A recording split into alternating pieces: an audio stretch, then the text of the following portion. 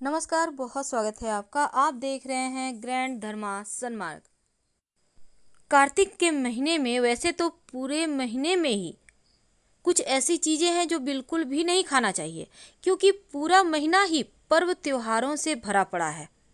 श्रावण के माह से कहीं ज़्यादा कार्तिक के महीने में पर्व त्योहार मनाए जाते हैं। तो ऐसे में कार्तिक के महीने में अभी तो कम से कम जो रमा एकादशी है, इसके बाद गौवत्स द्वादशी, फिर धनतेरस और उसके बाद नरक चतुर्दशी और फिर यहाँ पर होगा दीपावली। इसके बाद आप गोवर्धन पूजा मनाएंगे, फिर भैया दूज, फिर छठ महापर्व और आंवला नवमी, फिर देव उठनी एकादशी। इस तरह से पूरा महीना पर्व त्योहारों से भरा है। तो इसलिए कुछ ऐसी वस्तुएं हैं जो भूल कर भी नहीं खाना चाहिए, क्योंकि इन वस्तुओं की तुलना तामसिक चीज़ों से की गई है और इन चीज़ों को खाने से जो आपका मन है देव की तरफ झुक रहा है, प्रभु की तरफ आप झुकना चाह रहे हैं, तो वो पूरा फल आपको नहीं मिल पाता जो इस महीने में आप लेना चाहते हैं। तो अगर मान लेते हैं आप इतने दिनों तक परहेज नहीं कर सकते, तो कम से कम धनतेरस से लेकर दीपावली तक, वैसे आप पूरा महीना ही परहेज करें, तो कम से कम धनतेरस से लेकर दीपावली तक आप कुछ चीज़ें बिल्कुल भी ना खाएं। वैसे तो कार्तिक के महीने में बहुत सारे परहेज हैं, अब हम उतने नहीं बताएंगे, लेकिन सिंपल तरीके से क्या नहीं खाना चाहिए। तो सबसे पहला स्थान आता है उसमें बैंगन का। कार्तिक के महीने में सब्जियों का राजा बैंगन, जिसको हम कहते हैं, उसको भी नहीं खाना चाहिए, क्योंकि पित्त दोष संबंधी बीमारी होने का खतरा होता है और बैंगन पित्त दोष बढ़ाता है। ब्रह्मचर्य का पालन करना चाहिए इस महीने में, और बैंगन काम प्रवृत्ति को बढ़ाता है, इसलिए खाने की मनाही है। और धार्मिक दृष्टि से भी पूजा पाठ में बैंगन नहीं खाए जाते।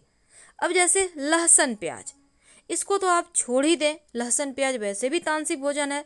अब मूली, तो मूली कार्तिक के महीने में वैसे तो खाना चाहिए स्वास्थ्य के मामलों में, लेकिन इन दिनों में ये जो धनतेरस से लेकर दीपावली का वक्त है, आप इसमें मत खाइएगा। करेला पूरे कार्तिक महीने में ही नहीं खाए जाते।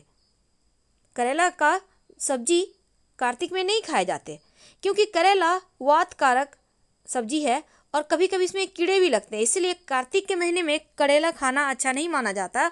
और दही, देखिए कार्तिक के महीने में दही भी खाने से बचना चाहिए, स्वास्थ्य की दृष्टि से सही नहीं है। और इस समय धनतेरस से लेकर दीपावली तक थोड़ा सा परहेज करें। मछली तो कार्तिक के महीने में खाए नहीं जाते, पर अभी बंद कीजिए खाना। मांस, मदिरा, मछली, इन सभी चीज़ों का प्रयोग ही आप बंद कर दें तो उत्तम रहेगा। चलिए अब बात करते हैं कुछ खास वस्तुओं का, क्योंकि देखिए मांस मछली तो नहीं खाना चाहिए, क्योंकि मांस, मदिरा, मछली अगर हम चूँकि देखिए बारिश के मौसम के बाद से ही वातावरण बहुत तेज़ी से चेंज होता है, तो कहीं ना कहीं आपको हानि करेगा। अचार, अचार तो जानते हैं ना, पिंकल, तो अचार धनतेरस से लेकर दीपावली तक, वैसे तो भैया दूज तक नहीं खाना चाहिए, लेकिन कम से कम 3 दिन आप मत खाइएगा। और एक बात तो आपको भी पता है, जिस दिन जो चीज़ खाने का मनाही होता है उस चीज़ को खाने की इच्छा बहुत होती है। ऐसे आप भले ही महीने दिन नहीं छुए अचार, लेकिन जिस दिन नहीं खाना है उस दिन इच्छा होगा। जीरा भी नहीं खाना है आपको 3 दिन तक, तो जीरा भी खाने से बचिए। और मसूर की दाल तो भूल ही जाइए, क्योंकि मसूर की दाल वैसे भी जो लोग कार्तिक स्नान करते हैं वो लोग तो पालन करते ही हैं। जो लोग एकादशी का व्रत रखते हैं, माना जाता है मसूर की दाल खाने से एकादशी का व्रत का पुण्यफल चला जाता है। तो इन 5 दिन जो भैया दूज तक का वक्त है, इसमें आप एक और काम कीजिए। आप चिवड़ा तो जानते हैं ना, चावल से बनता है, तो उसको भी नहीं खाना है, ठीक है। देखिए पूरे महीने चूंकि भगवान विष्णु नारायण रूप में जल में रहते हैं, तो इस पुण्य मास में खान पान, रहन सहन को लेकर शास्त्र में बहुत सारे नियम हैं। हालांकि ये नियम आपके स्वास्थ्य के लिए अच्छा है, अलौकिक सुख जीवन में देता है, आनंद की प्राप्ति करवाता है, लेकिन उतने सारे नियम आजकल लोग नहीं कर पाते हैं। दूसरे के घर का भोजन भी मत खाइएगा धनतेरस से लेकर दीपावली तक। आप खरीद के खाइए, पर प्रयास करें कि दूसरे के घर का अन्न न खाएं, पराई स्त्री, ये सभी चीज़ों से दूर रहें। उम्मीद है आप समझ रहे होंगे। तो कुछ चीज़ों का परहेज करना आवश्यक है, तभी आप पूरा पुण्य फल प्राप्त कर पाएंगे इस महीने का। तो ये तो थी वो वस्तुएं जो आपको नहीं खाना है, लेकिन दूसरी बात और है कि धनतेरस का महत्व दीपदान से ही है। धनतेरस पर शाम के समय दक्षिण की ओर लौ करके आप एक दिया जरूर जलाइए घर के मुख्य दरवाजे के बाहर।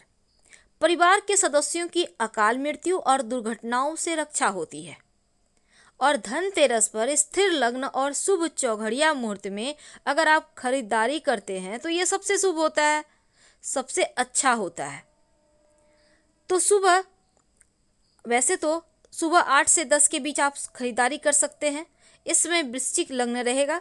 और दूसरा शुभ मुहूर्त है सुबह 10:40 से दोपहर 1:30 तक। ये समय जो है अमृत का शुभ चौघड़िया है। और दोपहर 1:50 से शाम 3 बजे तक आप स्थिर लग्न में शुभ मुहूर्त में आप शॉपिंग कर सकते हैं।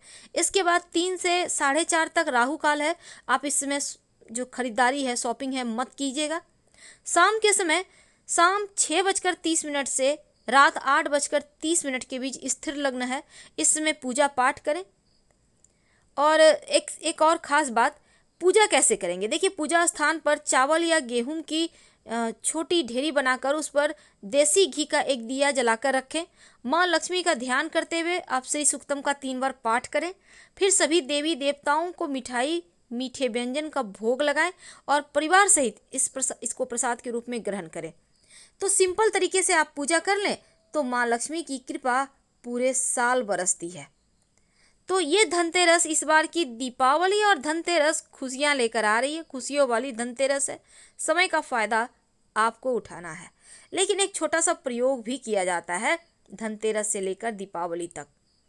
अगर आप चाहते हैं कि घर परिवार का तरक्की होता रहे, तब सिंदूर और सरसों के तेल से आप एक छोटा सा प्रयोग करें तो शनि का प्रकोप भी शांत होगा, घर के सदस्यों को तरक्की मिलेगी। तो सिंपल सा प्रयोग है। जीवन की हर परेशानी, चाहे वो वैवाहिक जीवन की परेशानी हो, आर्थिक परेशानी हो, स्वास्थ्य को लेकर परेशानी हो, वो भी कम हो जाएगा। आप पास के किसी भी हनुमान जी के मंदिर में चले जाएं और सिंदूर और सरसों का तेल ये वाला आप मिक्स करके आप एक उल्टा स्वस्तिक भगवान के मंदिर में बना दें और एक सरसों के तेल का दिया हनुमान जी के सामने, उसमें एक लौंग डालकर जलाकर आप हनुमान चालीसा पढ़ लें। आपकी मनोकामना भी पूर्ण होगी, विश पूरी होगी और जीवन की हर परेशानी समाप्त होगी। जब आपकी विश पूरी हो जाए तब आप एक सीधा स्वस्तिक मंदिर के दीवार पर बना दीजिएगा।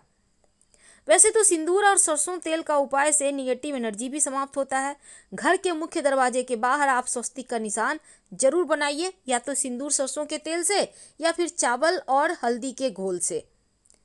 घर के मुख्य दरवाजे के बाहर की तरफ से, याद रखिएगा, ताकि निगेटिव एनर्जी बाहर ही रह जाए। जानकारी कैसी लगी जरूर बताइएगा। हम आपसे विदा लेते हैं।